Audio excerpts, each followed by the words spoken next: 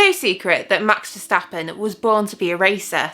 His mum, Sophie Kumpen, is a talented karter, and his dad, Jos, is a former Formula 1 driver. Now, a little while ago, I did a video on Sophie Kumpen's motorsports career, and it was great to see that so many of you enjoyed it. So today, I thought we'd look back at Jos's time in Formula 1, and let me tell you, it's quite the rollercoaster ride.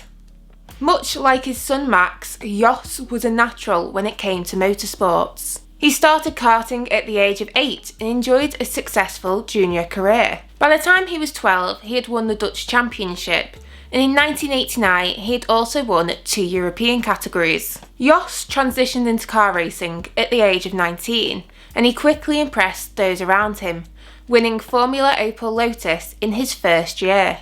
Over the next 2 years, Jos won several international competitions, but his big break came in 1993, when he competed in the German F3 series. Jos dominated the season. He won 8 races before he was crowned the German F3 champion. Recognising his supreme talent, Jos made the jump to Formula 1 later that year. This was despite having less than 50 car races under his belt. Following the Portuguese Grand Prix in 1993, Jos tested with footwork arrows at the Estoril circuit. It was his first time in a Formula 1 car, but on just his 4th lap he managed to set a time that would have qualified him for the preceding race. After demonstrating his abilities, Jos was contacted by every single team in Formula 1, except Ferrari and Williams, as they all scrambled to offer him a place for the 1994 season. He eventually settled on Benetton and signed as their test driver for the season. But he didn't have to wait long for his first chance to race in a Formula 1 car, after Benetton's driver JJ Leto crashed in pre-season testing, and Jos was drafted in as a substitute for the first 2 races. After Leto recovered, he returned to Benetton as their regular driver. However, his performance was disappointing, and Jos was once again asked to fill his seat. While Jos's 1994 season will most likely be remembered for the fuel spillage that left him and his car engulfed in flames, the Dutchman gave a series of sturdy performances. This included 2 third-place finishes at the Hungarian and Belgium Grand Prix respectively. However, for that season, Benetton was desperate to win the Constructors' Championship, so replaced Jos for the last 2 races with the more experienced Johnny Herbert. Whilst they lost out on the title to Williams, they decided to keep Herbert for the 1995 season instead of Jos. Instead, Jos was loaned to Simtek, and this is unfortunately where things started to go very downhill. Jos suffered at the hands of technical issues and only managed to finish in 1 out of the first 5 races. But this wasn't all, as Simtek had major financial issues and had to pull out of Formula 1 altogether before the Monaco Grand Prix. Soon after, it was announced that the team had gone into voluntary liquidation. And as if it couldn't get any worse, Jos wasn't retained for the 1996 season by Benetton, so he had to look elsewhere for a seat. Luckily, he was picked up by Footwork Arrows and made an impressive start with the team, running in 5th at Interlagos before retiring and finishing 6th in Buenos Aires. But once again, behind the scenes, there was issues with the team, and the founders of Footwork Arrows sold their team to Tom Walkinshaw. Under his guidance, Walkinshaw said the team needed to look to the future and halted development work on the 1996 car, impacting Jos heavily. The rest of the season was littered with driver errors and mechanical problems, causing Jos to finish 16th in the World Drivers' Championship. TWR Arrows then decided to sign Damon Hill for the 1997 season, dropping Jos completely from their driver lineup. However, throughout Jos's career, he'd been favoured by one of the most famous F1 team owners, Ken Tyrrell. He was therefore given a seat with the Tyrrell team in 1997. But the season would prove frustrating, as the team suffered from an underpowered V8 engine and a lack of funding. That said, Jos was able to show off glimmers of his talent in Buenos Aires, Monaco and Montreal. Before the 1998 season begun, Tyrrell was sold to British American Tobacco.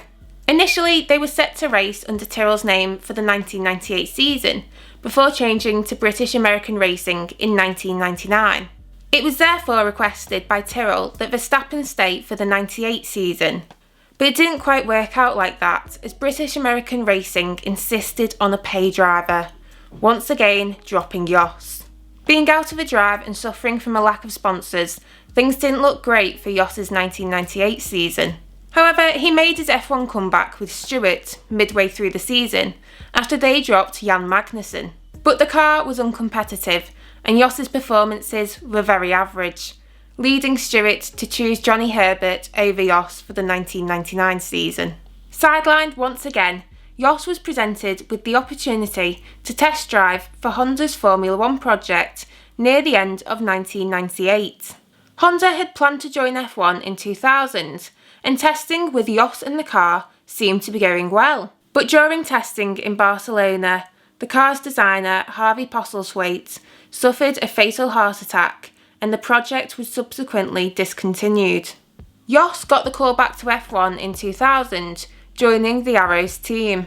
The car was unreliable, but Jos had some good performances, including 5th place in Canada and 4th in Italy.